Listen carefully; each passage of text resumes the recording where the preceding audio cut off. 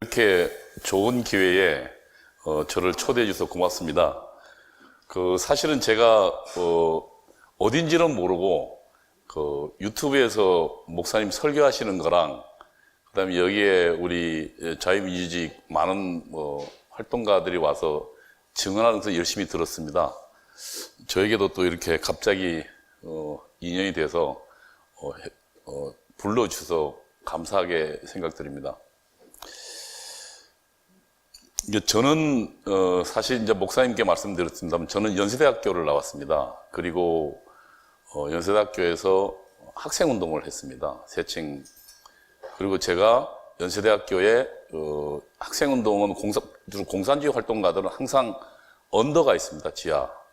총학세장이 있으면 총학세장을 지도하는 조직이 있습니다. 제가 시크리트 유니온이라고 해가지고 연세대학교 SU라고 그랬습니다. 비밀 학생의 제가 중앙위원이었습니다. 그래서 제가 총학생회 지도 담당이었는데 그때 제가 지도 담당했던 총학회장이 여러분 잘 아실 거예요. 이번에 문화부 장관에 계속 물망이 오르다가 중간에 그만둔 우상호라는 친구가 제가 총학생회장 우상호 지도책으로 있었습니다. 그리고 또 제가 그 후에 서청년과 전대협으로 가서 연대사업국장을 했습니다. 연대사업국장은 공산주의는 통일전선을 굉장히 중시합니다. 그러니까 연대 사업을요. 그러니까 각기 다른 단체들을. 근데 거기에 제가 학생운동을 대표해서 전민련 만드는 것에 제가 직접 참여했었고, 그리고 그때 제가 전대 의장 교육팀에 있었습니다. 그리고 의장 제가 교육한 사람이 얼마 전에 비서실장에서 물러난 임종석입니다. 그래서 아마 제가 했던 것들에 대한 고백들이 지금 현재 여러분들이 느끼기에 도대체 대한민국 어디로 가는지라는 근원을 좀 알 수 있을 거라고 생각이 듭니다. 공개적으로 자기 고백한다는 게 참 어려운 일입니다. 왜냐하면 자백이라는 걸 해야 되거든요. 그리고 과거에 제가 믿었고 옳다고 생각했던 것들이 지금 내가 살고 있는 이 대한민국에 큰 해악을 끼쳤다는 생각에 이르면 더욱 저를 힘들게 합니다. 그리고 사실 아시지만 저의 젊은 날의 청춘이 그 시절에 다 있습니다. 그 시절 맺었던 인연들, 그리고 그 시절에 제가 했던 공부들 다 거기에 있는데 그것이 몽땅 틀렸다고 느끼고 제가 잘못했다고 느끼는 것은 굉장히 정신적으로 저한테는 고문이었습니다. 10년이 걸렸습니다. 그러니까 제가 뭔가 문제가 있다고 생각하고 완전히 나는 틀렸습니다라고 고백하기까지 한 10년 정도 걸렸습니다. 맨 마지막에 결론은 저는 틀렸다였습니다. 나는 책으로만 세상을 봤던 전능하였다라는 고백을 할 수밖에 없었습니다. 그리고 내가 알았던 사실은 전부 뒤집힌 현실이었다는 사실을 깨닫고는 스스로 놀랄 수밖에 없었고 몸부림칠 수밖에 없었습니다. 그래서 참 오랜 시간 망설였습니다. 그리고 저를 다시 돌아봐야 했고 공부해야 했습니다. 도대체 어디서부터 어떻게 틀렸는지. 근데 사상이나 역사관, 철학들은 제가 부정할 수 있는 게 어렵지 않았습니다. 왜냐하면 틀렸으니까요. 가장 힘든 게 사람 관계를 결국 정리하는 거였습니다. 저희 많은 동기들은 지금 더불어민주당에 가 있고 청와대에 가 있습니다. 저도 아마 그런 전향을 하지 않았으면 아마 지금 한 3선쯤은 그래도 하면서 장관쯤 하지 않을까 생각하는데, 왜냐면 저도 꽤 활동도 열심히 했고 활약이 남 못지 않았거든요. 제가 전대회 할 때 맨 마지막 했던 게 여러분 혹시 아실 거예요. 누굽니까? 임수경을 북한에 보낸 배후 조직이었습니다. 제가 거기에도 중앙위원을 했으니까 저는 조국에 엄청난 죄악을 저지르는데 저는 그게 옳다고 생각했어요. 제가 맨 처음에 대학에 들어가서 저는 막스 레닌주의를 공부했습니다. 그때 제 지금 생각은, 짧은 생각은 변증법적 유물론을 배우고, 그 다음에 역사적 유물론을 배우고, 계급투쟁론을 배웠는데, 마치 제가 하나님이 된 것 같은 느낌이 들었습니다. 왜냐하면 거기에 보면 역사 5단계 발전론이 나오거든요. 야, 내가 정말 이 세상의 발전, 역사가 어떻게 굴러가는지, 그리고 종말이 무엇인지를 나는 알았다.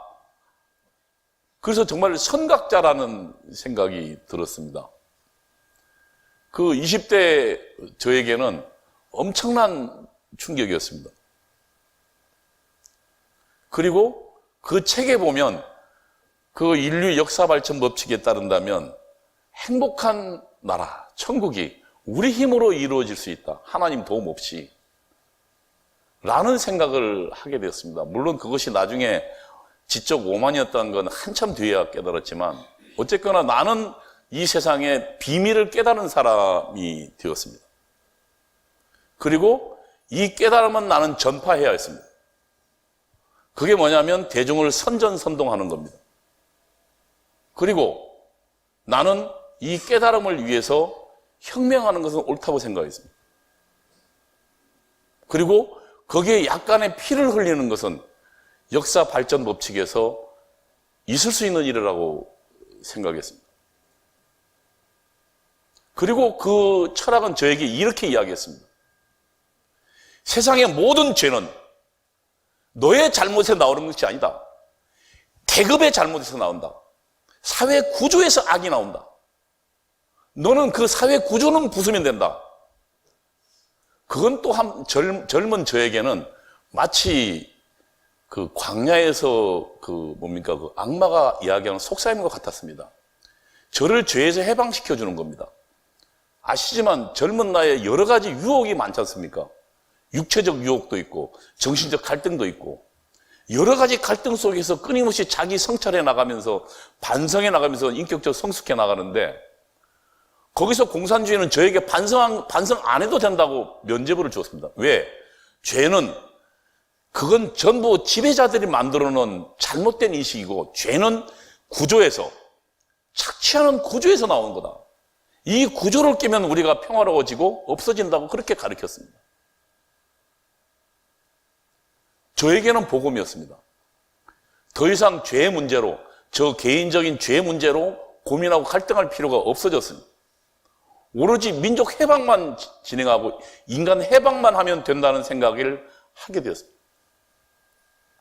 지금 생각하면 바로 그것이 저로 하여금 죄의 회개를 막는 악마의 속삭임이었다고 생각합니다. 그래서 저는 무지한 대중을 설득하는 길로 가야겠다. 그것이 혁명의 길이었습니다. 저의 길은 거기서부터 시작되었습니다.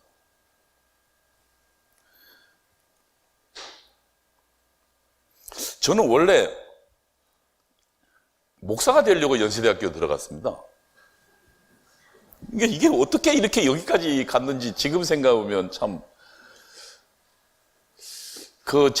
젊은 저에게 있어서는 뭔가 민중들의 아픔, 그러니까 고통당하는 사람과 함께하고 싶다는 그 젊은 시절에 뭔가 로망 같은 게 있었습니다. 그리고 지금 생각해보면 그 고등부 때 저를 지도했던 전도사님이 민중신학을 굉장히 심취했던 분이었어요. 그래서 민중의 아픔, 이들과 예수가 함께했다. 그래서 젊은 제가 보기에는 이 당시 그 체제가 마음에 들지 않았습니다. 어쨌든 권위주의 체제, 땡 하면 9시 뉴스에 나와서 본인은 하는 그런 이 전두환 대통령 각하를 당신은 정말 싫었어요. 젊은 시절에 아마 반항이었다는 생각도 들고요. 나중에 다시 공부해 보니까 저는 대한민국의 산업혁명은 박정희와 전두환으로 해서 끝을 맺는다는 걸 발견하고는 굉장히 죄스럽습니다만 어쨌든 당신은 그분이 굉장히 싫었어요. 싫고 그 권위주의적인 통치가 싫어서 그러니까 반대로 갔었던 것 같습니다. 그리고 그것이 저의 예를 들면 기독교적 신앙을 하나씩 좀 먹어갔습니다. 교회를 안 나가기 시작했죠. 목사가 되려고 들어간 녀석이 교회를 안 나가고, 그리고 서클이라는 데를 갔습니다. 서클이라는 데를 가니까 맨 처음에 가르쳐준 게 시각조정 이런 걸 한다고 그래요.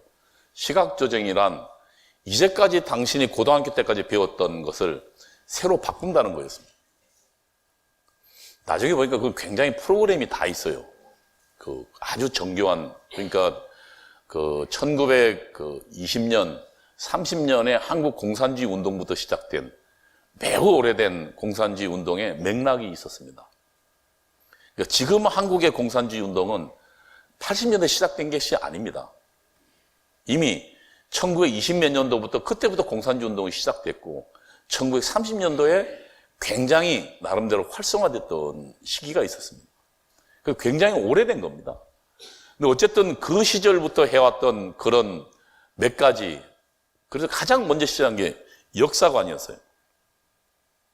저는 사실은 뭔가 정의롭게 뭐냐는 것을 생각하다가 약자를 돕는다는 철학이 막스주의라는 것을 그때 알게 되었습니다.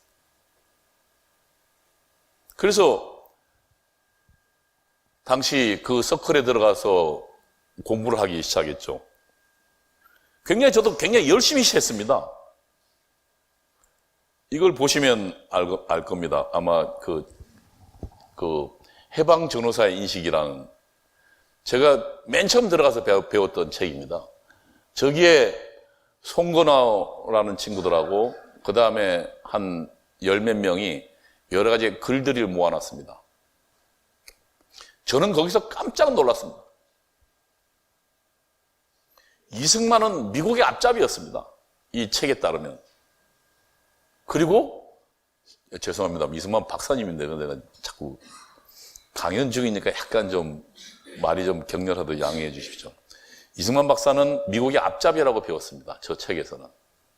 그리고 그는 미국에서 무의도식하면서 그 사탕수수 농장에서 그토록 고생하던 동포들의 헌금 받아서 호의호식하는 사람이라고 저 책에서 배웠습니다.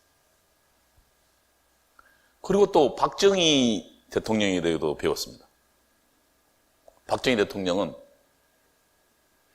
그때 일본 이름을 갖고 있던 일본 만주군 장교 출신이라는 것도 그때 알았어요. 저에게는 충격이었습니다. 그리고 여기서부터 한국 현대사 공부가 시작됐습니다. 이승만에 대해서 공부 더 했습니다. 이승만 박사는 분단의 원흉으로 배웠습니다. 46년도 5월일 겁니다. 정읍에서 사태가 여의치 않으면 남한만이라도 단독 정부를 수립하자고 이야기했습니다. 그것을 빌미로 이승만은 분단의 원흉이다. 그리고 38선을 끄은 거는 미국 그 육군성에 있는 장교 둘이었습니다. 클라크 대령하고 아마 또 다른 사람인데 그 두 사람이 38선을 제안했으므로 미국이 제안하고 그 다음에 분단을 하기로 했으므로 이승만은 분단의 원흉이다. 그리고 이승만 박사는 미국의 꼭두각시 노릇을 하다가 미국이 세운 사람이다. 그리고 말년에 이르러서는 국민들에게 저항에 이끌려서 미국으로 탈출한 독재자였다. 이렇게 배웠습니다. 저는 그 후에 이승만 박사를 다시 공부를 했습니다. 뭐가 문제가 있다고 느끼면서 제가 연세대학교에서 나온 이승만 그 연구라는 한 700페이지 되는 책을 봤는데 제 아주 친한 친구가 이승만 박사에 대한 책을 한 20권을 들고 왔더라고요. 지금도 기억나는데 한 보름을 꼼짝 안 하고 그 책을 보고 맨 마지막에 울었습니다. 그 울음은 하나는 그 저의 무지에 대한 자각의 울음이었고, 또 하나는 이승만 박사에 대한 죄스러움에 대한 울음이었고, 맨 마지막은 감사의 울음이었습니다. 하나님께서 이 작은 나라에 그와 같은 사람을 준비해 두셨구나라는 그 자각이 그 울음을 울게 했던 것으로 기억납니다. 어쨌든 제가 저 책에서 배운 것에 따르면 대한민국은 친일파가 장악한 나라였습니다. 지금도 역사 청산한다고 난리잖아요.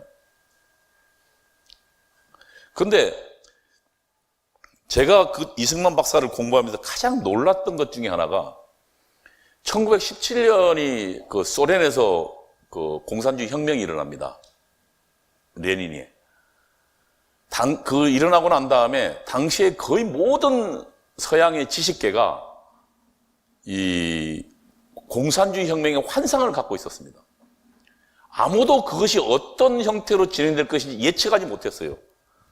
그런데 이승만 박사가 22년인가 3년에 그 하와이에서, 그러니까 공산혁명이 일어난 지 얼마 안 되고 하와이에서 그 태평양이라는 잡지에 공산당 당부당이라는 논문을 발표합니다. 거기서 지금 생각해도 공산당에 대해서 너무나 명확한 비판을 해야 됩니다. 당시 이승만은 세계 최고의 지식을 가졌던 사람으로 기억됩니다. 제가 알기에는 서른에 미국으로 넘어가서 조지 워싱턴에서 학사를 하고, 그 다음에 하버드에서 석사, 그 다음에 프린스턴에서 박사를 받았고, 그리고 당시의 박사 논문은 프린스턴 대학에서 출판부에서 출판을 했습니다. 너무 논문이 괜찮아. 무슨 다른 사람 논문을 분석한 게 아니라 자신의 독자적인 시각으로 칸트의 영구평화론, 나중에 좀 그 말이 길어집니다만, 그것을 예를 들면 우리 식민지 조선이 어떻게 하면 이 압제에서 벗어나서 평화로운 나라가 될 것인가에 대한 자기 나름대로의 구상이 거기에 담겨 있었습니다. 그걸 깨닫는 데도 오래 걸렸고요. 어쨌거나 그런 사람이었습니다. 공산당에 대해서 딱 한마디로 이렇게 이야기합니다. 공산당은 문명의 발전을 거부한다. 온갖 기기묘묘한 것들은 기업가가 만들어내는 것들인데 그것을 막아놓으면 우리 사회 물질 문명이 발전하지 못한다라고 주장합니다. 소련이 무너진 것은 결국은 기업가들의 창의적 활동을 막았기 때문에 무너졌거든요. 그러니까 국가가 전부 배분했는데 제 후배 중에 그 소련에 잠입한 친구가 있습니다. 그러니까 소련 무너지기 한 2년 전에 서울대학교 정치학과를 나와서 이 친구가 소련의 그 KGB 쪽하고 관계를 맺어서 이 친구가 소련에 잠입해서 2년간 소련 공산당에서 활동해서 그 상트페테르부르크에서 거기서 공부했습니다. 공산당으로서. 이 친구가 배급 생활에 대해서 이야기를 합니다. 공산당, 당신 가서 살아보세요. 예를 들면 공산당은 전체의 배급품을 정하고 개수가 중요합니다. 우리는 지금 볼펜도 여러 가지가 있잖아요. 공산당은 볼펜만 있으면 되는 겁니다. 그러니까 거기에는 경쟁이 없어진 사회에서는 물질 문명이 발전하지를 못해요. 그냥 볼펜만 있으면 되는 거예요. 나중에 물자가 딸리니까 어떻게 했냐면 하루 종일 그 추운 겨울에 그 상트페테르부르크에서 배급소 앞에서 기다려서 받는 게 빵 몇 개랑 한 달 내내 먹을 계란 10알 정도 받는데요.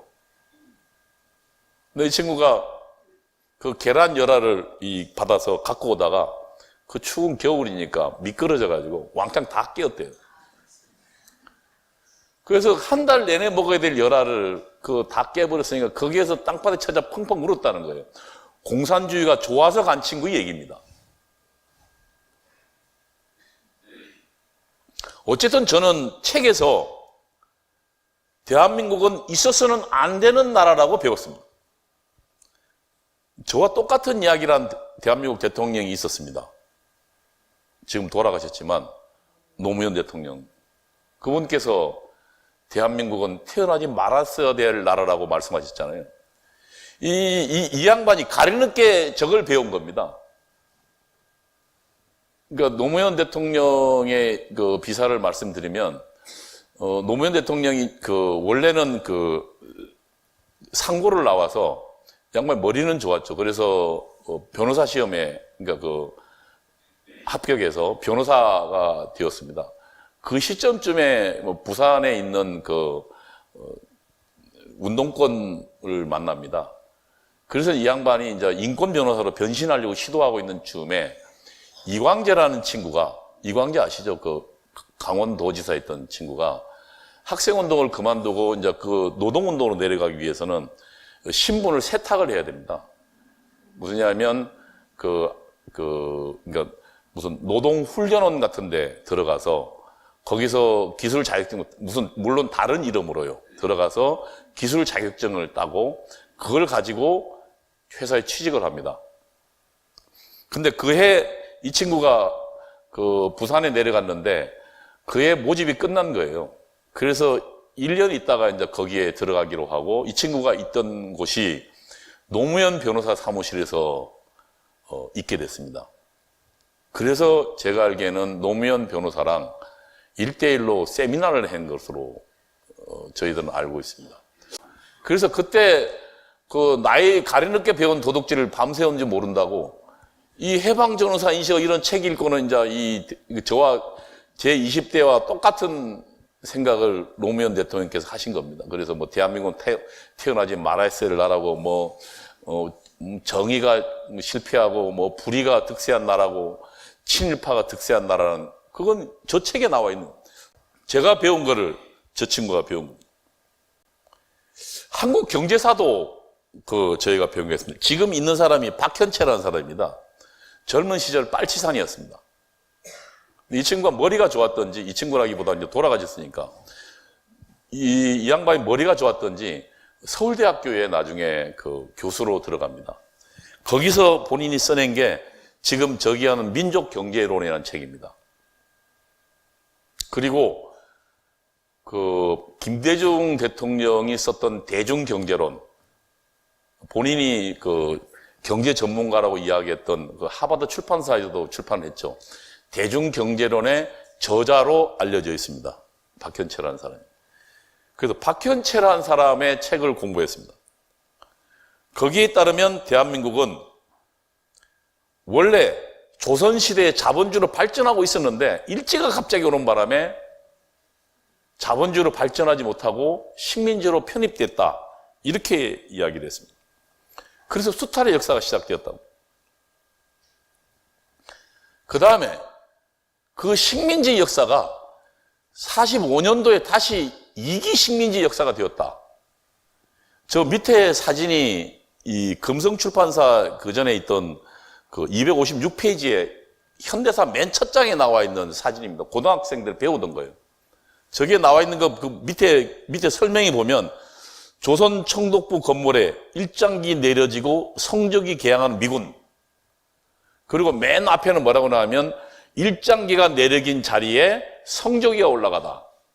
이 말이 말하는 것은 무엇입니까? 일제 식민지에서 어떤 식민지로 바뀌었다고요? 미국의 식민지로 바뀌었다는 얘기입니다. 이게 박현채가 이야기했던 민족경제론의 주요 내용입니다. 여러분 지금 강점기란 말을 쓰시고 계실 겁니다. 근데 강점기는 우리 대한민국의 학자들이 만든 용어가 아닙니다.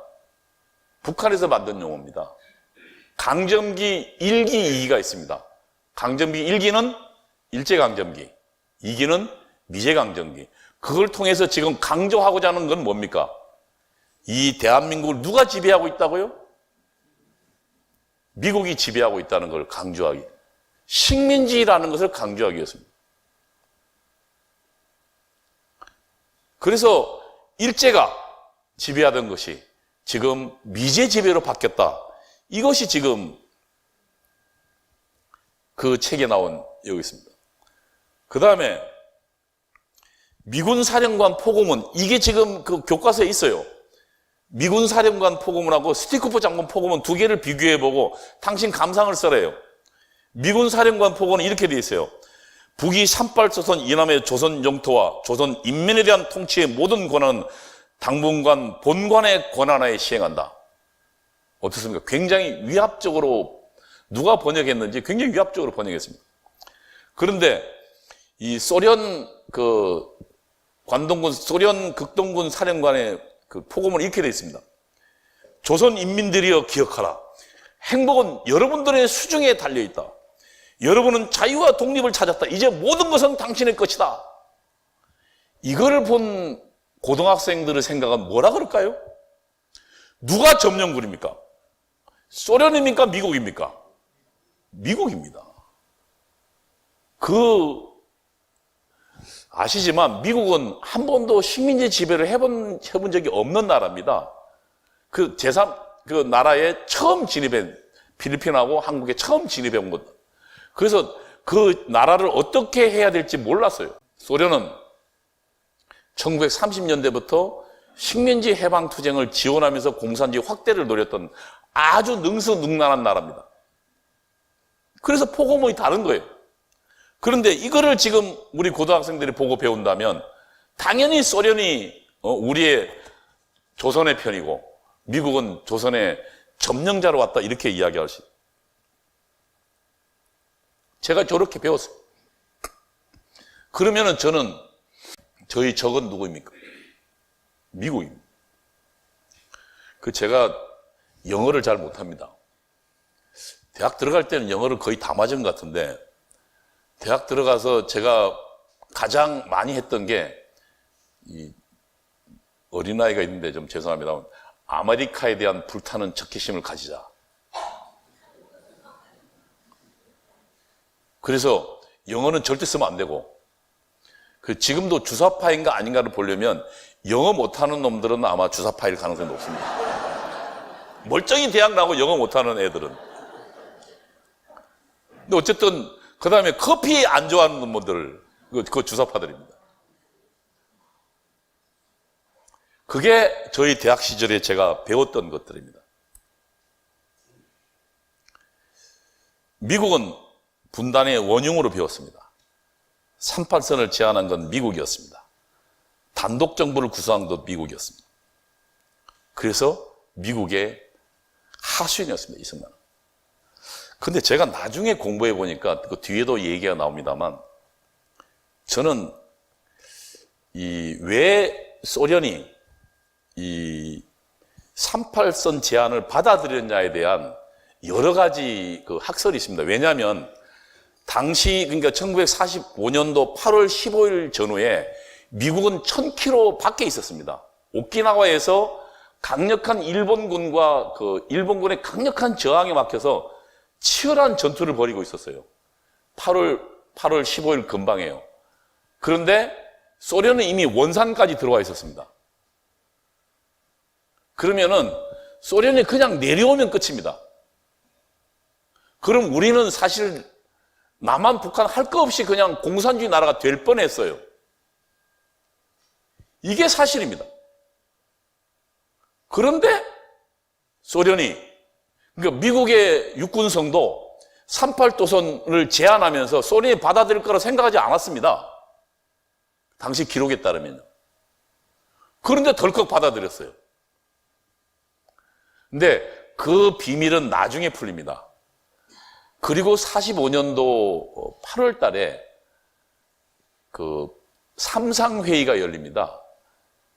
그러니까 모스크바, 영국, 미국 외상들 회의에서 전후 처리를 문제를 놓고 철저하게 대립합니다. 이때 미국이 양보를 안 합니다. 그때 소련은 뭘 양보하라 그러냐면 지금 일본의 북쪽 북해도 지역하고 그 다음에 저기 리비아 지역하고 만주 지역을 요구했습니다. 그래서 그 요구에 대한 나름대로 근거로 한반도를 완전 점령하지 않고 놔둔 겁니다. 이게 지금 학설의 정설이 됐습니다. 그러니까 무슨 미국이 그게 아니고 소련이 자신의 세계 책략 속에서 산발도선을 받아들인 겁니다. 미국과 협상하기 위해서요. 다행히 그래서 대한민국 남쪽이, 한반도 남쪽이 자유의 나라가 될 수 있었습니다. 이건 기적입니다. 이미 원산에 와 있었습니다. 일본군은 저항도 하지 못했습니다. 그냥 걸어서 내려오면 일주일도 안 걸립니다. 제가 알기로는 8월 10일쯤에 이미 원산에 있었으니까요. 그런데 남쪽을 남겨두셨습니다. 저는 하나님의 역사라고 생각합니다.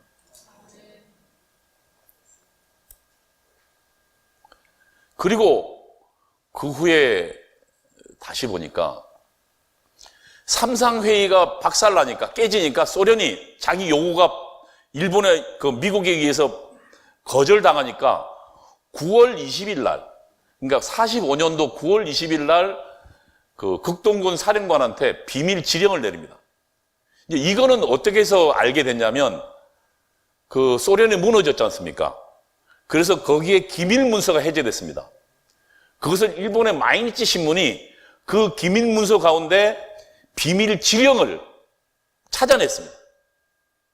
마이니치 신문이 역할을 했죠. 그 찾아내서 그 비밀 전문에 보니까 38선 이북에 단독 정부를 수립하라고 지시했습니다. 분단의 원인 누굽니까? 소련입니다. 이승만 박사가 남한만이라도 단독 정부를 수립하자는 건 46년도 5월 달입니다. 1년 후입니다. 그러니까 저는 당시 이걸 믿고 있었어요. 그래서 이승만이 분단의 원흉이다. 하나가 되어야 되는데 이승만 때문에, 미국 때문에 대한민국이 둘로 나눠졌다. 조선이. 민족의 적이라고 생각했어요.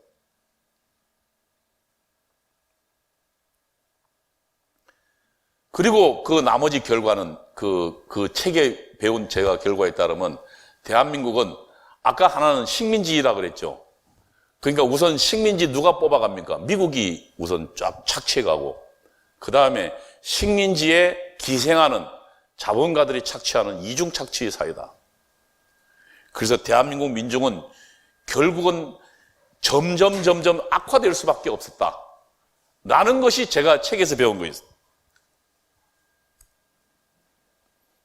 철학에 따르면 소비에트 이데올로기도 배웠습니다. 아까 이게 88년도 나온 책인데 그 소련의 교과서입니다. 이걸 배웠는데 여기에 따르면 변증법적 유물, 세상은 물질로 되어 있다고 생각해요. 종교는요, 민중의 아편이라고 배웠습니다. 결국 제가 목사가 되려고 했던 제가 이 철학을 배우면서 어디로 갔냐면 신은 없다. 결국 지배계급이 자신의 계급적 착취를 은폐하기 위해서 종교를 동원한다. 그래서 종교를 통해서 이 현실의 착취를 잊고 천국을 꿈꾸게 하는 민중을 머리를 박살내는 사람이다. 라고 책에 결국 배웠습니다. 공산주의와 기독교는 같은 하늘 아래 살 수 없습니다. 이게 진실입니다. 제가 배웠던 공산주의 이론에 따르면 기독교가 있어야 될 자리가 없어요. 왜? 민중이 아편이니까. 그리고 물질로 된 나라. 그게 지금 소비에트 이데올로기입니다. 저는 어떻게 하겠습니까? 멀쩡하게 신학교 그 신과대 들어온 놈들을 전부 공산주의자 만들었습니다. 제 죄가 하늘을 찌르죠. 근데 제가 깜짝 놀랐던 게 제가 공산주의자 만든 친구 중에 하나가 세월호 때 그 대변인 하더라고요. 연세학교 나오는데. 근데 자기 딸 죽고 그 울분은 알겠지만 여전히 아직도 대한민국은 타도돼야 될 나라라고 하라는 걸 듣고 정말 가슴 아팠습니다.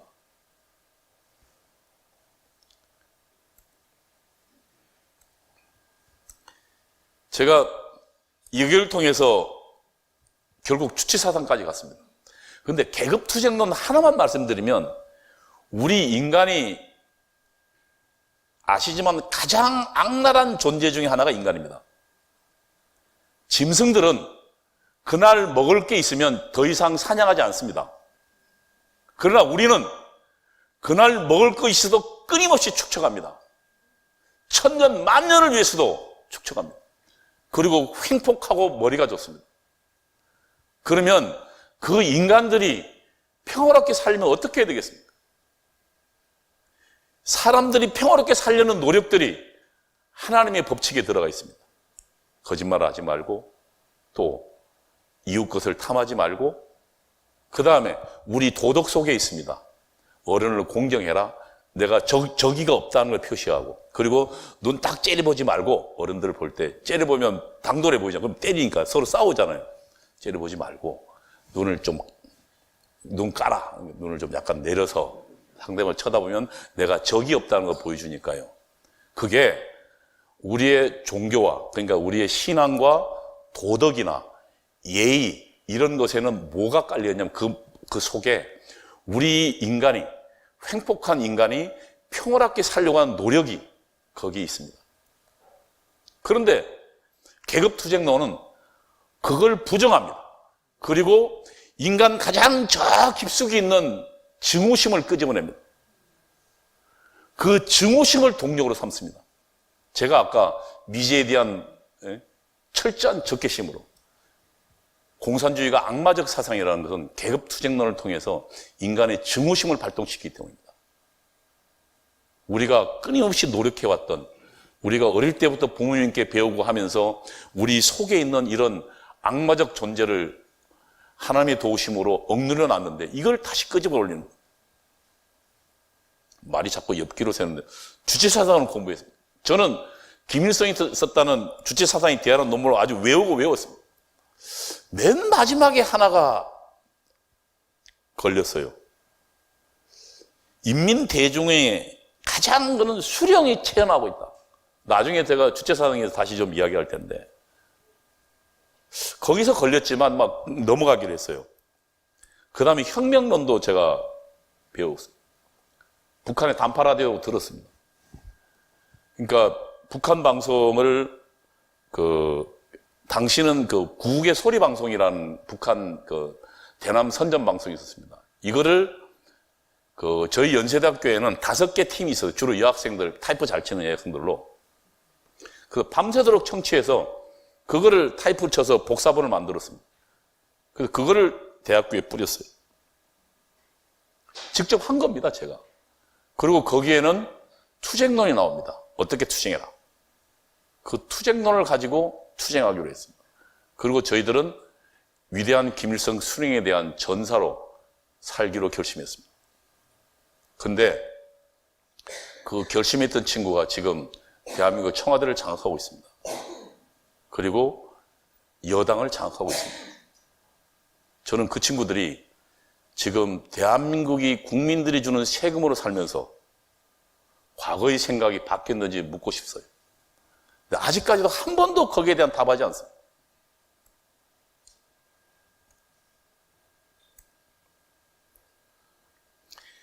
삼대 투쟁, 자주민주통일, 반미투쟁, 반파쇼 민주화투쟁, 조국통일투쟁, 이게 북한이 지령한 혁명론입니다.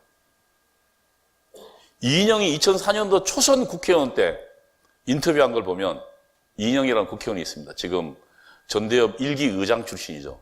이 친구가 우리 시대의 과제는 자주민주통일이다. 어디서 나온 겁니까? 이 혁명론에서 나온 겁니다.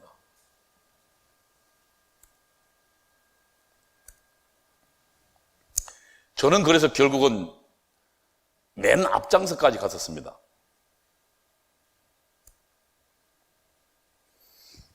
이게 이한열 군 장례식 연세대학교, 제가 이때 당시 연세대학교 지도부였습니다.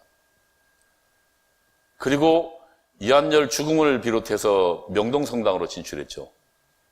그건 저희 지하 지도부에서 기획한 투쟁입니다. 그리고 호원철폐 독재 타도란 구호는 저희가 만들어냈습니다. 그리고 거기에 꼭 하나 따라 붙습니다. 군부독재 지원하는 미국 놈들을 몰아내자. 그게 혁명론에 따른 구호입니다. 그냥 여러분, 그러니까 다시 말하면 저희들은 자유민주주의와는 아무 상관이 없습니다. 저희가 했던 민주주의는 전체주의, 공산주의, 인민민주주의를 저는 꿈꿨던 대신 대중들에게는 다 알리면 대중들이 겁먹고 쫓아오지 않으니까 조금씩 대중들이 아는 만큼 우리를 공개한 겁니다. 이게 지금 당시의 투쟁입니다. 그래서 후원철폐, 독재타도, 민주정치, 저희가 외쳤던 투쟁입니다.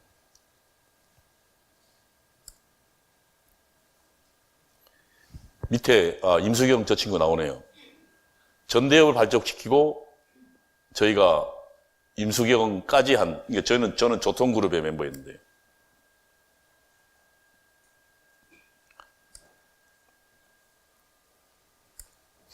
원래 학생운동을 그만두고 저보고 저희 조직에서는 기독교로 침투하라고 그랬습니다. 이건 그냥 생소할지 모르지만 지금 기독교에 침투한 저희 후배 동지들 많습니다. 학생운동을 통해서 단련된 친구들이 이 목사도 돼 있고. 근데 하나는 깨달은 건 이 친구들이 목회는 못 하더라고요. 왜냐하면 하나님 안 믿거든요. 그러니까 전부 목회는 다시, 왜냐하면 안 믿으니까. 내가 안 믿는 걸 믿으라고 설득할 수는 없잖아요. 전부 하나같이 목회는 실패하고 전부 어디로 가 있냐면 기관에 가 있어요. 무슨 서회니, 총회니, 무슨 이런.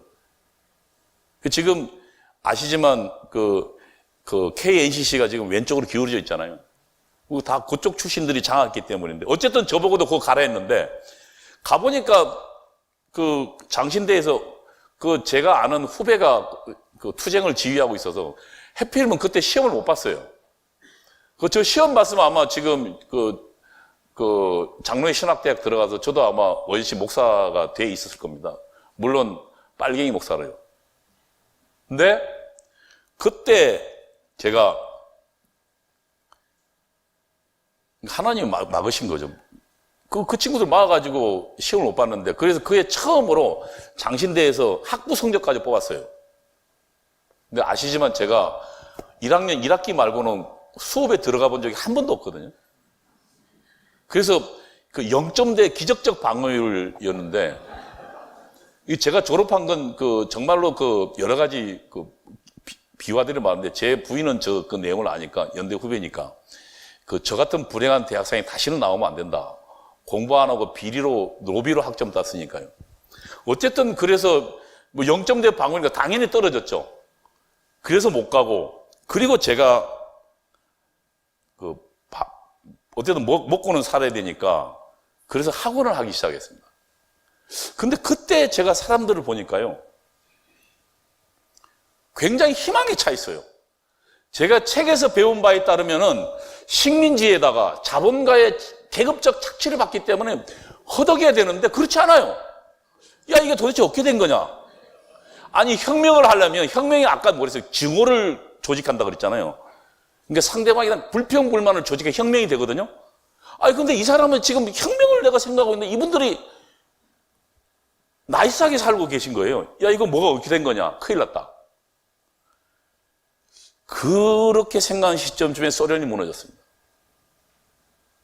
그리고 공산주의 나라들의 실상이 그때 외신을 타고 한국에 알려지기 시작했습니다. 그때까지는 어떻게 버텼냐면, 소련 전석들은 뭔가 좀 잘못 알아서 했겠지. 그래도 북한이 있으니까라고 버텼어요. 그런데 아시지만 북한에 탈북자들이 나오고 결국 황장엽 씨가 망명했습니다. 아시지만 황장엽이라는 사람은 주체사상을 만든 사람이거든요. 저도 알고 있어요. 이 사람이 망명했다는 건 엄청난 충격입니다. 제가 이 사람이 인터뷰했던 기록들을 지방에서 올라오면서 한 4시간 동안 꼼짝 안 하고 본 기억이 납니다. 그리고 저는 다시 봐야 됐어요. 제가 다시 본 북한에는 자유로운 어버이 수령이 있는 게 아니라 희대의 독재자가 있었어요. 인민을 수탈하고 수백만 명을 굶주려 죽이고도 눈알 깜짝하지 않은 독재자가 그 안에 있었어요. 저는 그 독재자를 어버이 수령으로 착각한 덜 떨어진 놈이었어요. 저의 전체를 놓고 다시 볼 수밖에 없었어요. 넌 도대체 뭐하는 놈이냐? 네가 본 그 자유로운 어버이 수령은 어디 가고 그 자리에 수백만을 죽이는 흉악한 독재자가 그 자리에 있느냐? 저희 가슴을 자책할 수밖에 없었어요. 그리고 한 10년을 버텼습니다. 그리고 그 다음 주에 다시 공부하기 시작했습니다. 제가 본 대한민국은 위대한 나라였습니다. 그리고 하나님께서 만든 나라였습니다. 미국이 당시 3차 대각성운동이 벌어졌습니다. 그래서 미국의 젊은 엘리트들이 이 하나님의 소명의 꿈을 감고 선교에 나섰습니다. 그 선교지가 조선이었습니다. 아무것도 없는 척박한 나라에 그들이 목숨을 걸고 여기에 왔습니다. 그리고 젊은 엘리트를 교육시켰습니다. 당시 청일전쟁 당시에 전염병이 퍼져서 기록에 따르면 양반들도 자기 자식을 버렸습니다. 그런데 그 선교사들이 버린 그 자식들을 부여안고 입으로 피를 빨면서 치료해서 그 감동이 우리 국민들을 감동시켰고, 그들이 우리 조선의 엘리트들에게 자유가 뭔지, 민주주의가 뭔지를 가르쳤습니다. 그리고 그 중에 이승만이라는 사람도 있었습니다. 이승만은 처음에 영어 배운다고 갔다가 혁명하려고 하다가 감옥에 갔습니다. 20대 때. 그리고 이승만이 한성 감옥에서 탈출을 기도하다가 그가 결국 잡혀서 사형언도로 받습니다. 이승만 아버지가 시체를 찾으러 3번 옵니다. 그렇다면 이승만은 어떤 상황이었겠습니까? 문만 덜컥 열리면 내가 죽는 날입니다. 절체절명의 죽음에서 이승만은 그때 선교사가 가르쳐준 기도문이 생각이 났습니다. 그래서 그 기도문을 기억내서 그 기도문을 대로 기도하기 시작했습니다. 이승만의 일기에 따르면 갑자기 하늘에서 뜨거운 것이 내려오고 그 처절했던 불안과 공포에서 마음이 편해지는 경험을 합니다. 그리고 이승만은 살아났습니다. 그리고 그는 거듭났습니다. 선교사들이 가르쳐준 게 자신이 가장 소중한 것을 나에게 가르쳐줬구나, 이렇게 생각했습니다. 그리고 그 감옥에서 이승만은 예배를 드립니다. 제가 지금 다니는 그 교회도 그때 이승만과 함께 감옥에 있었던 40대에, 이승만은 20대고 40대의 유성준이라는 사람이, 유길준 씨는 일본으로 도망갔고, 그 사람이 누명을 쓰고 감옥에 있다가 함께 기독교로 개종합니다. 그리고 이들이 감옥에서 한 결의가 있습니다. 이 조선이 앞으로 살려면 첫 번째로 기독교를 말해야 한다. 기독교 입국을 해야 한다. 그리고 두 번째로 교육해야 한다. 이 두 가지 꿈을 안고 이들이 감옥에 나와서 만든 것이 학교운동이고 교회 세우기 운동이었습니다. 대한민국은 그렇게 만든 나라였습니다. 제가 다시 본 나라는. 그리고 그렇게 시작했습니다. 대한민국. 이 대한민국을 제가 저주했다니까 쪽팔리고 부끄럽고,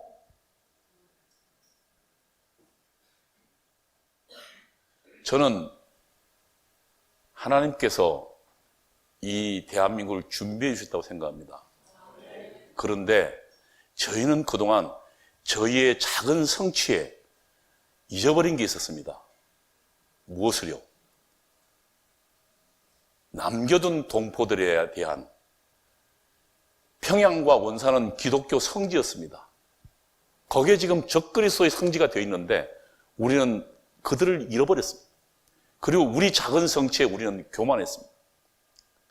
지금 이 위기의 근본은 하나님의 뜻에 세워진 이 대한민국이라는 나라가, 그리고 거기에 주축인 교회가 처음의 뜻과 처음의 신앙을 잃어버렸기 때문에 하나님께 주는 징계로 저는 이렇게 생각합니다.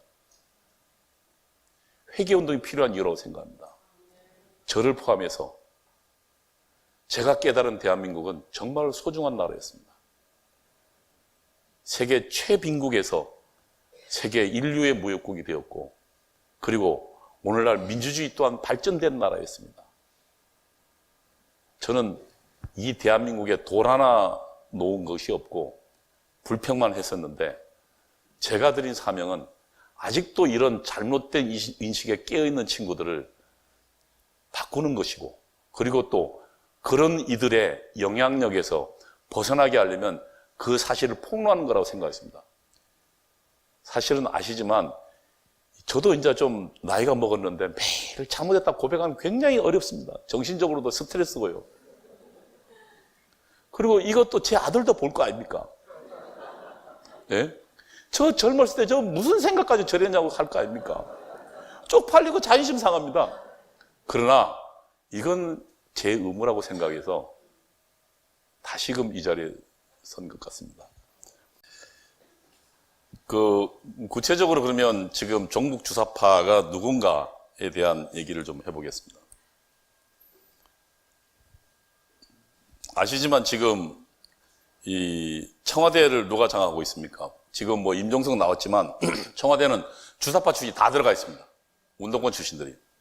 뭐 민정비서관, 뭐 저 지금 나왔지만 정무비서관, 뭐 그 국정상황실장 굉장히 중요한 자리입니다. 그 모든 대통령에 들어간 정부가 총합되는 자리입니다. 저 친구 그 북한하고 협상할 때 갔었잖아요. 모든 정보를 갖고 있는 국정상황실장 굉장히 중요한 자리입니다. 국민대 총학생회라는 건 전대협은 총학생회 연합체이기 때문에 그게 다 전대협입니다. 국회는 어떻습니까? 아까 그 가운데 있는 친구가 이인영이라는 친구입니다. 일기 전대협 의장. 그 옆에 있는 친구가 제가 지도체가 된 우상호라는 친구입니다.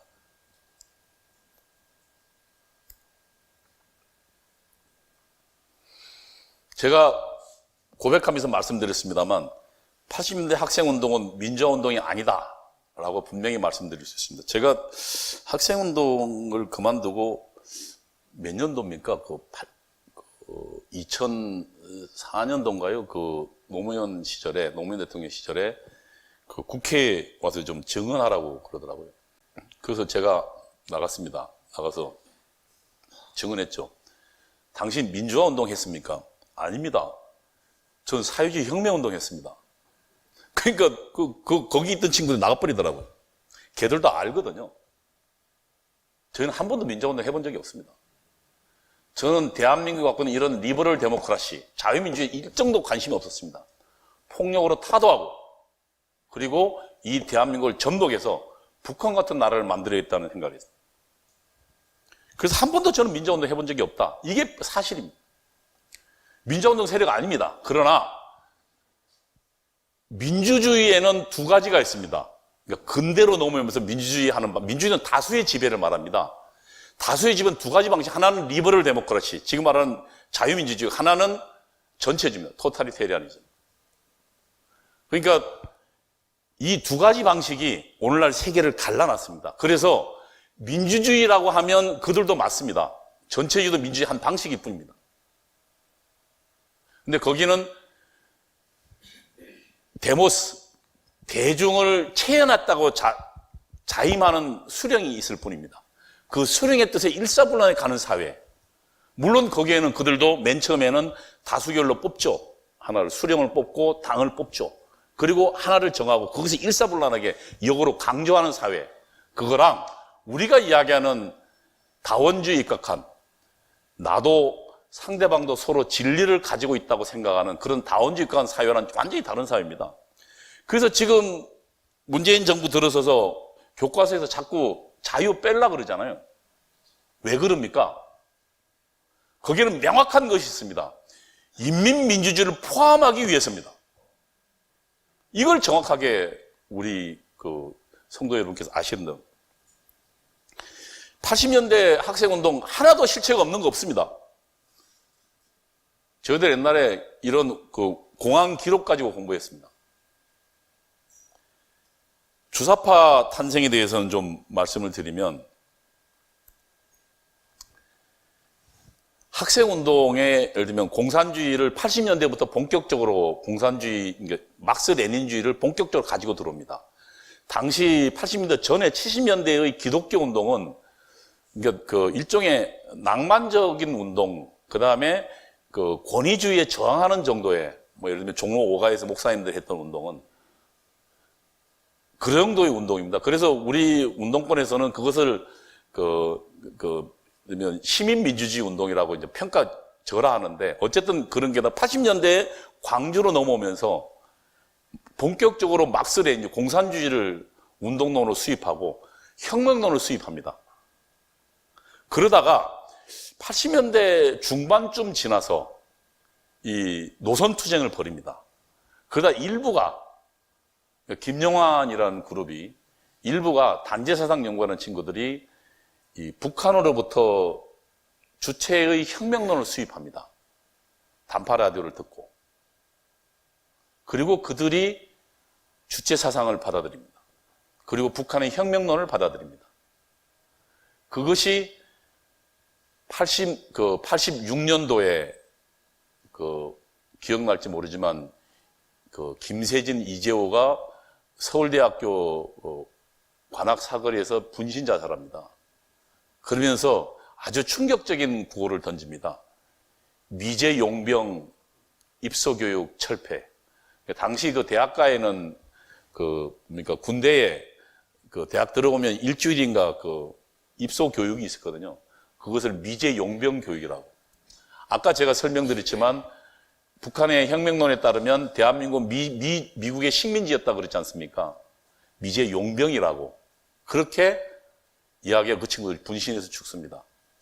그리고 86년도에 건대 사태가 벌어집니다. 그때 1200명이 구속되죠. 이게 전대협의, 그러니까 주사파의 출범이 시작입니다. 그리고 이들이 건국대 사태 때 한 1200명 구속당하니까 내부에 비판이 벌어져요. 그래서 이들이 이제 좀 뭔가 학생 운동끼리만 하지 말고 대중, 군중 속으로 들어가자. 공산주의가 가장 무서운 건 군중 속에 들어갈 때입니다. 그걸 밝혀내지는 못해요. 누가 공산주의자고 누가 일반 국민인지 알 수가 없잖아요. 그때 저희들이 군중 속에 들어가기로 결의를 합니다. 그건 북한의 혁명론에 나온 것을 공부한 끝에. 그래서 어떻게 하냐면 그전에는 서클에서 따로 공부했어요. 저희들끼리. 그리고 따로 시위도 나가고 따로 이제 투쟁도 벌이고 했는데 이걸 해산하고 전부 과 학생회로 들어가 버렸어요. 그래서 학생회에서 활동하기 시작했어요. 그러면 어떻게 됩니까? 물론 운동권이 주도하지만 과 학생회 결의를 하면 그 학생회에 참여하지 않은 친구들도 자기도 어쨌든 참여 안 했지만 나도 동의한 거랑 같았지 않습니까? 그래서 일체감이 생기게 됩니다. 일반 학생들과 운동권이. 그래서 이들이 총학생회를 장악하게 됩니다. 그거를 저희는 전투적 총학생회론이라고 했습니다. 총학생회를 혁명화시키자. 이런 얘기 처음 들어보시죠?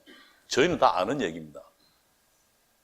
그래서 총학생회를 혁명화시켜서 그래서 총학생회에 들어갑니다. 제가 총학생회 기획부 차장이었습니다. 대외적으로는. 그러나 밤에는 제가 대장입니다. 저는 언더 책임자였기 때문에 그 총학회장부터 사람 불러서 투쟁 지시를 합니다. 가장 큰 지시는 북한에서 내려온 지시고, 북한에 내려온 지시 중에 예를 들면 87년도, 88년도에 88년도 올림픽이 있었잖아요. 그때 공동올림픽 개최라고 한때 학생운동 했잖아요. 그게 뭐냐면 북한에서 지시한 겁니다. 지령한 겁니다. 저희 그런 것들을 총학생이 해라. 그 다음에 칼기 폭파 사건의 진실. 그거 북한에서 방송에 나온 겁니다. 그거 그대로 뿌렸죠. 이게 전대협의 탄생입니다. 그래서 총학생에 들어간 애들이 이것을 하나로 묶습니다. 그래서 맨 처음에 서울 지역 대학생 대표협회 서대협, 그 다음에 87년 6월 항쟁, 6월 투쟁 이후에 8월 10일 날 충남대에서 전대협이 탄생합니다. 이들은 생각해 보십시오. 87년 6월 투쟁을 경험했습니다. 그 전까지는 학생회 운동에 투쟁을 벌이면 보통 100명, 200명이었습니다. 잠깐 모여서. 그런데 87년도에는 보통 1000명, 10,000명이 모였습니다. 그러니까 각 대학에서 단련된 애들이 그때 전대협에 숱한 투사들이 발생했어요. 아까 이야기했지만 공산당의 조직은 4개로 나눕니다. 맨 위에 전위 정당입니다. VO라 그럽니다. 뱅가드 오가니제이션. 그러니까 지금 대한민국 사회에서는 VO는 한민전입니다. 북한에 있는 한민전. 한국민족민주전선. 그 한민전에 지령을 받는 사람이, 직접 지령을 받는 사람이 VO, 뱅가드, 당원입니다. 그 밑에 혹시 지난번 이석기 때 아로 사건이라고 보셨죠? 아로가 레볼루셔너리 오가니제이션, 혁명적 조직을 이야기합니다. 그러니까 아직 당은 아니지만 당으로 갈김한 공산주의자들의 열성 분자들의 조직이 아로입니다. 그 다음에 그 밑에 제 같은 그 총학생이나 대중조직이 활동하는 RMO가 있습니다. 그러니까 레볼루셔너리 매스 오가니제이션, 대중조직에서 활동하는 혁명가들의 조직. 그리고 맨 밑에 매스 오가니, 예를 들면 그 노동조합이나 학생회나 이런 것들을 대중조직이라 합니다. 이 네 층으로 나눕니다. 그리고 항상 공산주의자들은 이 네 층으로 조직을 합니다. 그러니까 제가 학생회에 뭡니까? 제가 언더책이 있다는, 그러니까 저는 RMO의 중앙위원 최고 책임자였죠. 이런 식으로 나눕니다. 그럼 제 위에는 뭐가 있겠습니까? RO가 있죠. 지난번 이석기는 RO였으니까 이석기 위에 뭐가 있을 것 같습니까? 공산당 조직이 있는데 그건 아직 못 밝혀낸 겁니다. 어쨌거나 이런 그룹들이 있었는데 당시 학생운동을 지도하던 그룹이 반미청년회가 있었습니다. 반미청년회 여러분이 잘 아는 사람이 있습니다. 얼마 전 충남지사 하다가 그 미투운동에 안희정이라는 친구, 반미청년회 출신들이 아까 이야기했던 이인영 이런 친구들이 반미청년회. 물론 이제 대외적으로는 반미청년 아니라고 얘기하지만 이제 반미청년 이인영 주변에 파견된 사람들이 있으니까요. 그 다음에 저희가 이야기했던 그 조통그룹이 있습니다. 그 임수경 방북시킨 연세대학교를 중심으로 한. 그다음에 또 하나가 관악자주파입니다. 서울대 중심으로 한. 이 친구들 중에 여러분이 알만한 사람이 있습니다. 참여연대를 이 친구들이 만들었거든요. 참여연 누구요? 김기식이요. 이게 80년대 주사파의 조직들이었습니다. 그러다가 임종석이 있던 그룹이 자민통이라고 해서 그 후에 나와서, 그러니까 뭐 예를 들면 이 친구들은 매일 아침에 모여가지고 전사의 맹세를, 우리는 김일성 수령의 철저한 혁명 전사로서 이 혁명에 몸을 못 바쳐 충성할 것을 맹세한다고 전사의 맹세를 외우고 수령에 대해 충성 서약문을 했던 친구들이에요. 제가 지금 이렇게 얘기했는데 그 친구가 아직 저한테 한 번도 반발하지 않았습니다. 그 당시 수사 기록에 있는 얘기들입니다.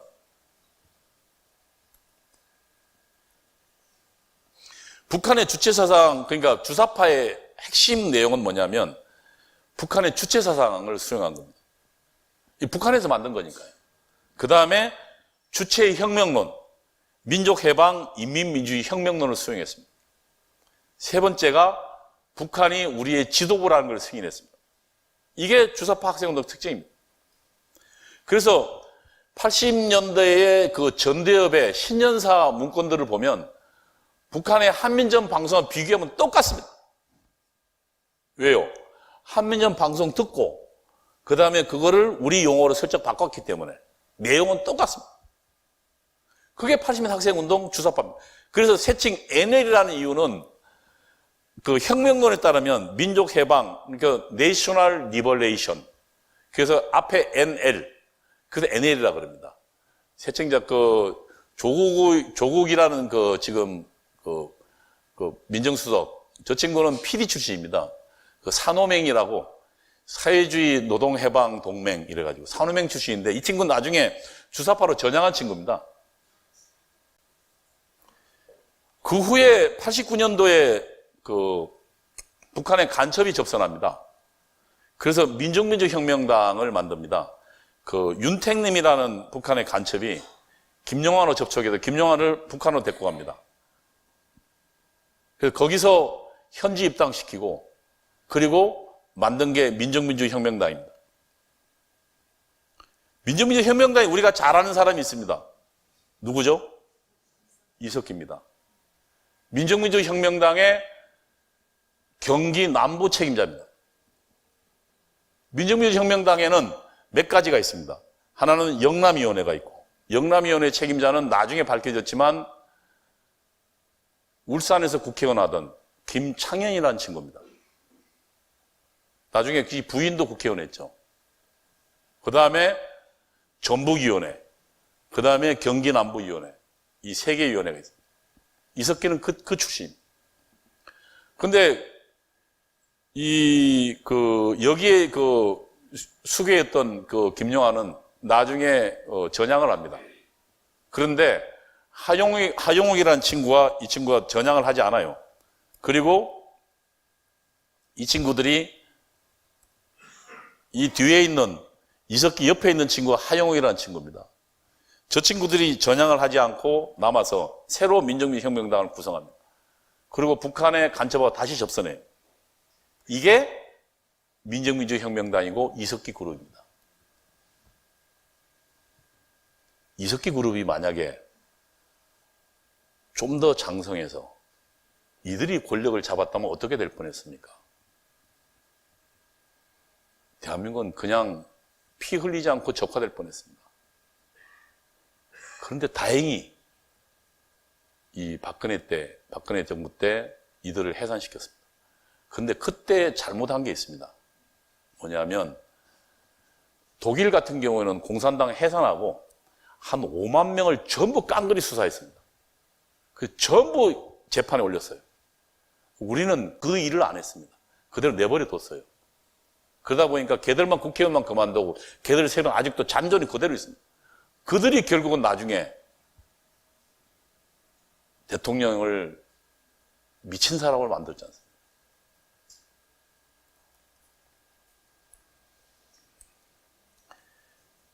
여기에 민족민주혁명당 강령에 보면 주체사상을 지도사상으로 한다.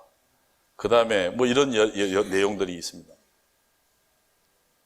이건 저희가 책에서 그러니까 저희가 학생운동 때 이미 식민지 반자본주의다. 다시 말하면 제가 말씀드렸잖아요. 대한민국 무슨 사회라고요? 미제국주의 식민지 사회다. 그 다음에 자본주의지만 식민지성 때문에 제대로 발전하지 못했다. 이렇게 지금 아직도 정리하고 있습니다.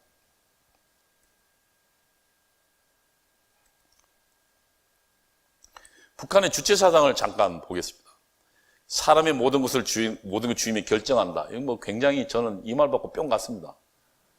야, 그러니까 이 막스 레닌주의 그 유물 변증법에 따르면 이 토대와 상부 구조, 그래서 이제 생산력과 생산 발전의 모순에 따라서 이 사회가 발전한다. 그러면 사실은 거기에 인간의 노력보다는 뭔가 이 기계적인 뭔가 그런 느낌이 들잖아요. 물론 거기서도 인간의 노력이라고 이야기하지만, 그런데 야, 이 주체사항을 보니까 사람이 주인이다. 사람이 결정. 야, 이거 정말 이 혁명에서 주인은 사람이다. 여기에 저가 뿅 갔어요. 그래서 야, 이것이야말로 새로운 복음이다. 이제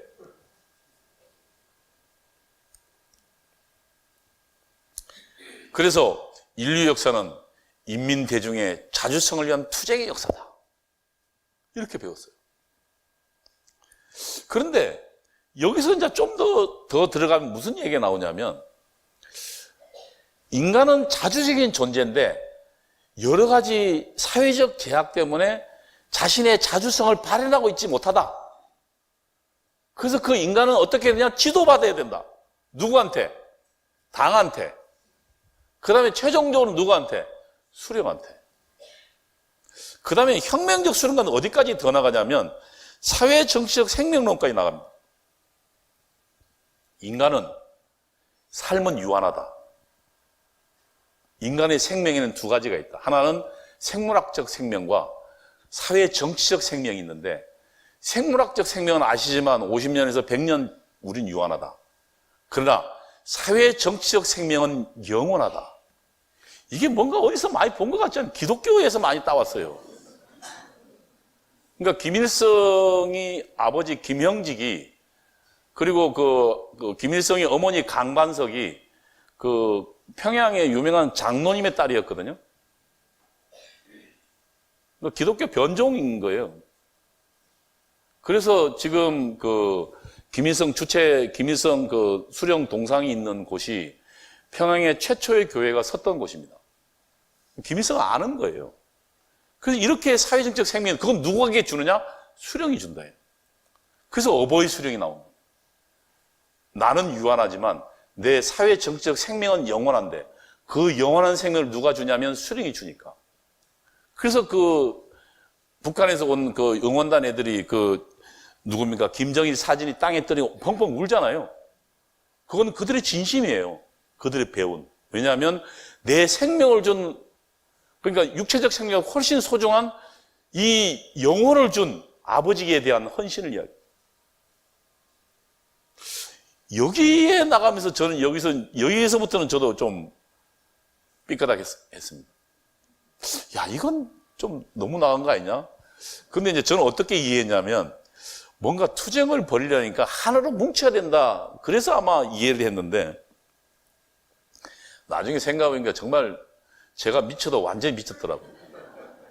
어디서 여기까지 그러니까 점차로 하나씩 끌려가다 보니까 내가 어디서 왔는지 잃어버리고 결국 여기까지 끌려간 거예요.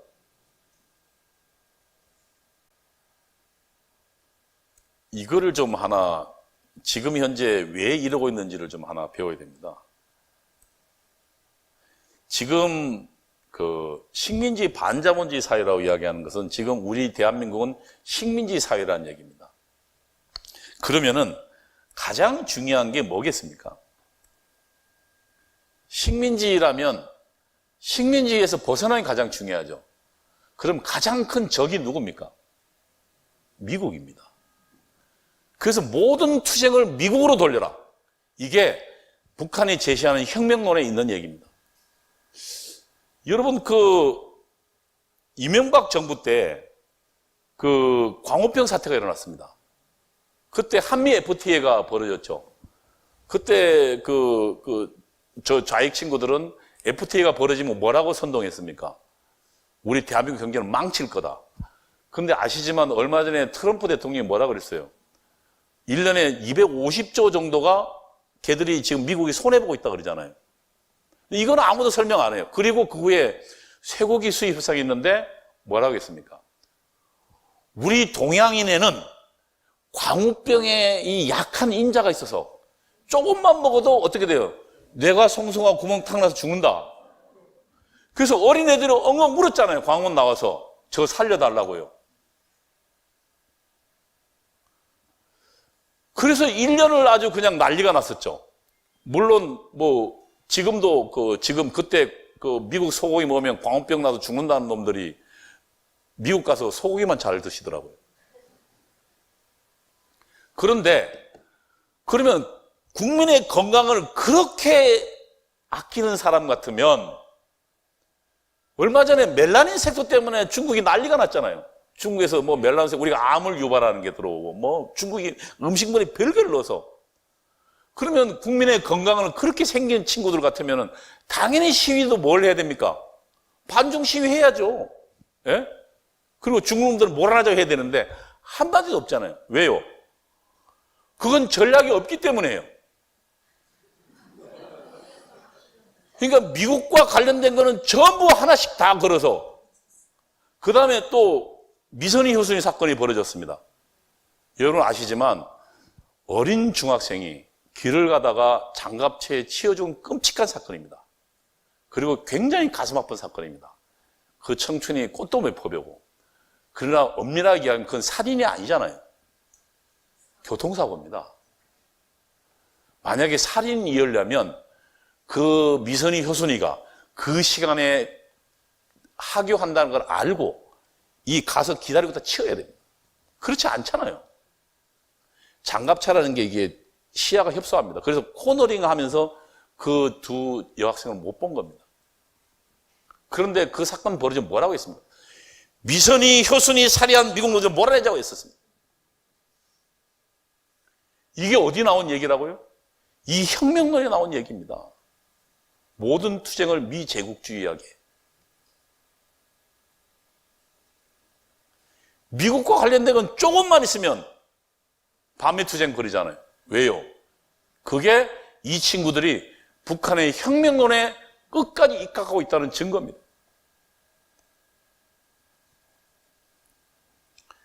그 다음에 북한 입장에서 보면은 미국과 우리를 떼놔야 됩니다. 왜냐하면 제가 공부한 바에 따르면 한미연합사가 발전시킨 작전계 5027이라는 개념이 있습니다. 여기에 따르면요, 만약 북한군이 대한민국을 침공하면 우선 한국군과 주한미군이 90일간 버티고, 그럼 90일 사이에 미국 본토에서 69만 명이 지상군 69만 명이 날아오도록 되어 있습니다. 그 다음에 항공기 2,000대가 오도록 되어 있습니다. 전투기, 폭격기, 정찰기 포함해서요. 그 다음에 항모 약 7개 전단, 그러니까 200대가 전함이 한반도로 집결하도록 되어 있습니다. 그리고 이 전력이 어디로? 북으로 진격하도록 되어 있습니다. 여러분, 북한 입장에 보면은 북한은 자기 나라의 사명이 뭐냐면 남한을 혁명하는 겁니다. 그런데 가장 걸림돌이 누굽니까? 미국입니다. 그래서 북한은 이거를 자기 나름대로 합리적인 거예요. 근데 멍청한 우리 지금 대한민국 주사파들이 이 북한의 전략을 그대로 받아들여서 미국과 대한민국 국민을 갈라놓고 있는 겁니다. 아시지만 제가 보기에는 우리 지금 현재의 자산이, 한국군 자산이 한 1,500조 정도 된다 그럽니다. 한국군 전체 자산이. 현재 주한미군이 1,100조가 넘어요. 주한미군 2만 몇천 명이. 그 다음에 본토에서 날라오면요, 수천조의 자산을 우리가 무료로 쓰는 겁니다. 근데 위대하신 노무현 대통령께서 그 한미연합사를 흐트려 놓으셔가지고 앞으로 쓰려면 우리는 어디까지 갈 건지, 걔들 오면 돈 어떻게 될 건지 우리가 협상하도록 되어 있습니다. 그 돈 우리가 부담해야 돼. 최근에 그래서 트럼프 대통령이 너가 잘 살면서 왜 돈을 안 내냐? 그 말 일리 있는 얘기입니다. 지금 그것이 예를 들면 미국과 대한민국 간의 관계를 끊어놓는 게 북한의 전략입니다. 그럼 지금 우리에게 가장 중요한 건 뭡니까? 한미 간의 관계입니다. 한미동맹입니다. 어떻습니까? 대한민국은 미국의 선교사들, 서양의 선교사들이 대한민국 엘리트를 교육해서 기독교 입국론을 만들고 자유민주주의를 가르치고 그렇게 성립됐습니다. 그리고 가장 중요한 6.25 전쟁 때 이들이 대한민국에 와서 5만 몇천 명의 사람들이 죽었습니다. 대한민국이란 알지도 못하는 그들이 와서 죽었습니다. 그리고 오늘날 경제성장을 도왔습니다. 그리고 오늘날 이 나라가 됐습니다. 근데 이 나라는 지금 당시 대한민국 내에서 자란 독버섯들 때문에 엉뚱한 길로 가고 있습니다. 한미동맹이 중요한 이유는 거기에 있습니다. 제가 시간이 많이 됐으니까 뒷이야기를 좀 하겠습니다. 이게 지금 좌익 시민단체들입니다. 지난번 여러분 문재인 정부는 촛불혁명, 입만 열면 촛불혁명 이야기합니다. 촛불혁명을 누가 일으킨지 아십니까? 박근혜 퇴진 국민행동입니다. 그 국민행동은 민중총궐기 투쟁본부가 다시 확대 개편한 겁니다. 민중총궐기 투쟁본부에 전부 다 저 애들이 다 있습니다. 저거 말고 이적단체들도 다 들어가 있습니다. 범민련, 진보연대, 민주노동자 전국회의, 평화통일을 사랑하는 사람들 평통사, 이거 전부 주사파들 조직입니다. 이들이 만든 게 지난 촛불혁명, 촛불난동이죠. 보세요. 형태가 똑같습니다. 광우병 선동해서 아주 나라를 만들어놨잖아요. 그 다음에 미선희 여수인 때도 아주 그냥 난리를 뽀개 놨잖아요. 그 다음에 세월호 사건 터지니까 보십시오. 세월호도 아시지만 교통사고잖아요. 박근혜 대통령이 야 쟤들 죽여라 한 거 아니잖아요. 근데 곧바로 어디로 갔습니까? 박근혜 대통령 뭐 했냐 7시간 동안. 처음에 대단히 죄송합니다만 어디 호텔에 가서 불미스러운 짓을 했다. 그 다음에 좀 있으니까 무당질했다. 구댔다. 그 다음에 성형수술했다. 그래서 사실은 거기서 박근혜 대통령이 이미 대통령으로서 도덕적 권위는 이미 다 깡그리 된 겁니다. 미친 사람이 됐어요. 그리고 나중에 결국은 최순실이 딱 터지니까 온갖 거짓말로 결국 탄핵을 만들어냈잖아요. 이게 공산주의자들의 선전선동이고 이들의 투쟁 전술이에요. 지난 우리는 그들에 의해서 당했습니다. 이들의 실체도 모르고 우리 지식계들은 이들이 그냥 민주주의를 생각하거니 그냥 보다 더 나은 사회를 꿈꾸는 그 정도라거니라고 용서해 줬습니다. 그 사이 이들은 독버섯처럼 자라서 30년이 지난 오늘날 우리 세계, 우리 사회의 구석구석을 차지하게 됐습니다. 검찰에도 들어가 있고 경찰에도 또 법원에도 언론사에도 이들이 합작해서 지금 소수의 공산주의자들의 선동에서 합작해서 지금 대한민국을 만들고 있죠. 오늘날 우리가 이룩한 자유민주주의는 굉장히 소중한 나라입니다. 대한민국이 탄생된 것은 이 선교사들 도움 때문에 군주제로 돌아가지 않았습니다. 48년도 건국되면서 우리는 곧바로 근대 나라로 탄생했습니다. 다시 말하면 조선의 백성은 아무런 자유와 권리가 없는 존재입니다. 왕만이 자유와 권리가 있습니다. 그러나 우리가 48년도에 헌법을 만들고 그 헌법 아래 자유민주공화국이 됐을 때는 우리는 자유와 권리를 제도적으로 보장받는 그런 개인이 탄생한 겁니다. 이게 정치혁명입니다. 우리는 48년도 그걸 만들어내고 여기까지 왔습니다. 그런데 우리가 잠시 한눈 파는 사이에 저를 비롯한 그런 친구들이 우리 사회를 좀먹고 결국 막판의 위기까지 만들어놨습니다. 내년 총선은 체제의 운명을 건 전격적 투쟁이 될 것입니다. 만약에 내년 총선에서 우리가 허투루 저들이 개헌선을 넘게 한다거나 혹은 저들과 연합하는 사람들이 개헌전선에 가까이 간다면 여러분 눈 뻔히 뜨고 그대로 고려 연방제로 가는 걸 목도할 수 있을 겁니다. 정신 바짝 차려야 됩니다. 저들은 막바지를 향해서 가고 있습니다. 결국 이것을 이기는 길은 저희가 자각하고 깨닫는 길밖에 없습니다. 저희가 세운 이 나라가 얼마나 위대한 나라인지, 하나님께서 부여한 이 자유가 얼마나 소중한 것인지 깨닫고 과거의 정신으로 다시 돌아가는 길밖에 없다고 저는 그렇게 생각합니다. 감사합니다.